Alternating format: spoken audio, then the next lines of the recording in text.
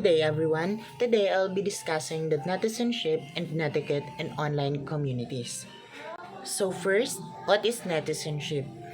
So the term netizen is a portmanteau of the words internet and citizen.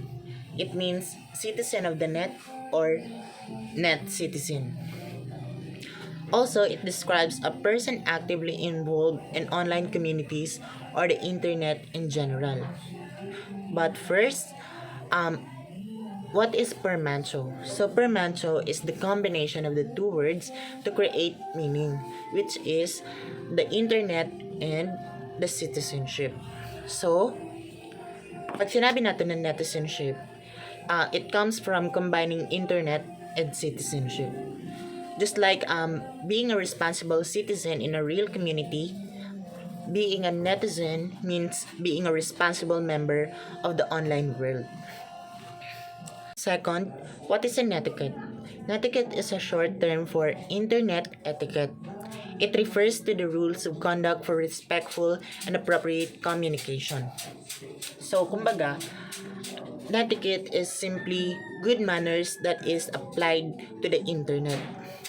It also guides us sa kung paano kita mag-behave online. Like for in chats, emails, social media, or any virtual spaces and digital tools. Also, practicing netiquette means showing respect, being polite, and understanding that words typed online still affect real people.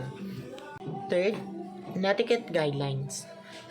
So, protect your reputation. Whether in real life or virtual world, you are the same person. So, do only what is appropriate and share information that does not harm you as a person. So, aside na sa mga pinaka-importante na rules sa netiquette is to protect your reputation. Remember that our online actions reflect our character. What we post or share can be seen by others, including future employers, teachers, or sa kung sino man. Fourth, express yourself clearly using emotion. First, communication online is difficult because emotions are not evident. Second, miscommunication happens since facial expressions and tone cannot be seen or heard. So, kumbaga, when we are communicating with others online or virtually, we need to state clearly what we are trying to express because even the content of the message is genuine, nami-misunderstood gihapon ina. So that's why we need to adjust the tone and the content of the message depende sa kung sino ang atong kaistoryahan. And also, it's helpful to use kind words, emojis, or polite phrases to express our feelings properly. Like for example, instead of replying K, which can sound rude, you can say okay, thank you. Or when giving feedback, instead of saying that's wrong, you can say maybe try this way instead. Good day everyone, I'm Gilbert Taubo, your presenter for today. In today's lesson, I'm going to report the Netiquette Guidelines.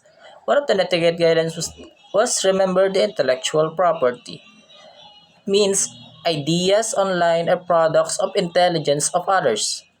If you need to cite them, acknowledge the author. So, if you're going to use the artwork of other people, you need to give credits to prevent the copyright and plagiarism. Now let's move to check spelling, grammar, punctuation. Since your face cannot be seen online, you will judge according to your post. Take note, good writing means good manners. Next, post before you post. What does it mean? It means take note that whatever you post become permanent. Therefore, think twice or thrice before you click send. That's all. Good day everyone, my name is Melissa Maybe Bejo and I am the next reporter. So the first slide, do not share your personal information. Sharing your personal information online is like going around the street wearing a shirt printed with your birthday, name, address, and name of your parents, and etc.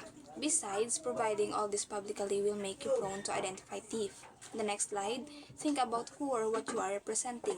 As a son or daughter, you represent your family, and as a student, you represent your school. And the last one, you do not want your family or school to be put to shame by what you do. Then third slide, the internet can be a dangerous place for students where mistakes can have arrived consciousness. Alternatively, the internet can be a great place for students to learn, get a jump start on the future, and connect with each other. So overall, the topic is about using the internet responsibly. It reminds us to be careful with what we post online because once something is shared, it can stay there permanently. We should also avoid sharing personal information like our address, birthday, or parents' name to protect our privacy and safety. Additionally, we must think about who we represent, our family and school, when we act online. The internet can be dangerous if used carelessly, but it can also be a great tool for learning, communication, and growth when used wisely.